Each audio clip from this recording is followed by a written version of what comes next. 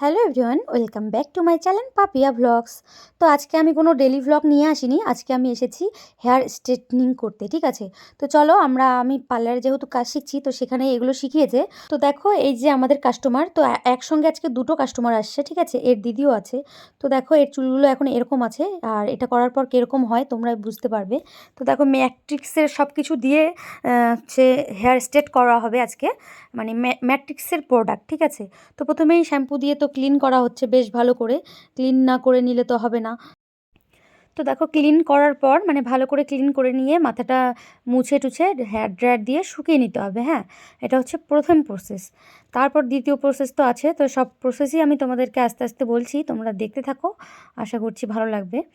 তো প্রথম প্রসেস হচ্ছে এটা চুলটা শুকিয়ে নিলে তারপর প্রথম প্রসেস হচ্ছে এই যে হেয়ার মানে স্ট্রেট রাখবে, যেটা স্ট্রেটনিং ক্রিম, এটাই হচ্ছে মেন। তো এটার জন্যই চুলটা সোজা হয়ে থাকবে।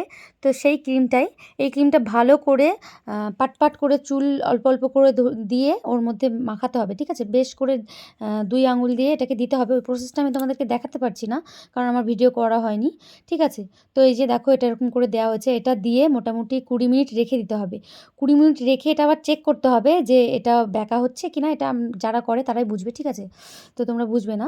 তারপরে যে আবার ক্লিন করে নিতে হবে, পুরো চুলটা ধুয়ে নিতে হবে, যাতে একটুকু মাথার মধ্যে হচ্ছে, আর একটা মেন কথা যেটা হচ্ছে স্ক্যাল্পে যেন না লাগে ক্রিমটা। তারপরে প্রসেস ওই যে ধুয়ে হেয়ার ড্রায়ার দিয়ে শুকিয়ে নিয়ে চুলটা তারপর তোমার স্ট্রেট করতে হবে। স্ট্রেটনার দিয়ে দেখো সুন্দর করে পাট পাট করে লেয়ার লেয়ার করে স্ট্রেট করে নিতে হবে পুরো চুলটা, মানে যেন কোথাও কোনো চুল, এক দুটো চুলও যেন ছাড়া না পড়ে, এই কারণে পাট পাট করে নিতে হবে। তো আমি যেহেতু নতুন শিখছি, ঠিক আছে, তো আমি যেরকম মানে নিজে শিখেছি সেটুকু তোমাদেরকে বলছি, তোমাদের সঙ্গে শেয়ার করছি। আমি তোমাদেরকে শেখাচ্ছি না কিন্তু, ঠিক আছে, আমি শিখেছি সেটাই তোমাদের সঙ্গে শেয়ার করলাম।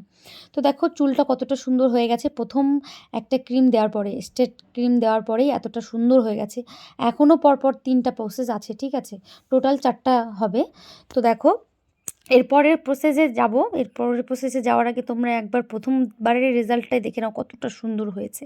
তো দ্বিতীয়বারের প্রসেস স্টেপ 2 দেখো, ম্যাট্রিক্সের হচ্ছে, এটা হচ্ছে নিউট্রিলাইজার। এটা দিয়ে চুলটাকে মানে পুরো চুলে একটু মোটা মোটা লেয়ার করে দিলেও কোনো অসুবিধা নেই, তবে দিতে হবে। দিয়ে ওটাকে হচ্ছে বেশ মানে কিছুক্ষণের জন্য, মানে মোটামুটি 15-20 মিনিট রাখতে হবে। 15 মিনিট 20 মিনিট রাখলেও অসুবিধা নেই, এটা 15 মিনিট মিনিমাম রাখতে হবে। 15 মিনিট পরে এটাকে আবার ক্লিন করে নিতে হবে। তো ভালো করে এটাকেও যেন মাথার স্ক্যাল্পে ট্যাল্পে কোথাও যেন, এটা স্ক্যাল্পে লাগলে কোনো সমস্যা নেই, তবে না লাগানোই ভালো। ঠিক আছে, তারপরে যে ভালো করে আবার ক্লিন করে নিতে হবে। ক্লিন করে নিয়ে এর মধ্যে মানে যখন চুলটা হচ্ছে এগুলো সব ফেনা টেনাগুলো সব চলে যাবে না, তারপরে এই যে এই স্মুথিং হচ্ছে, এটা হচ্ছে মাস্ক, এই মাস্কটা দিয়ে নিতে হবে।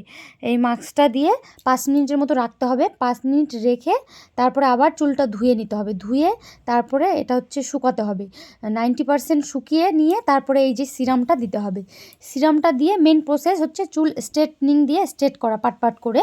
তো সেটাও আমাদের করাও হয়ে গেছে, আমি তোমাদের জন্য ভিডিও করতে পারিনি। ঠিক আছে, যেহেতু আমি শিখছিলাম, তো যেটুকুনি পেরেছি সেটুকুনি আমি ভিডিও করেছি। তো সেভাবেই তোমরা দেখে নাও। ঠিক আছে, তারপর দেখো রেজাল্টটা, ফাইনাল রেজাল্টটা দেখো কতটা সুন্দর হয়েছে।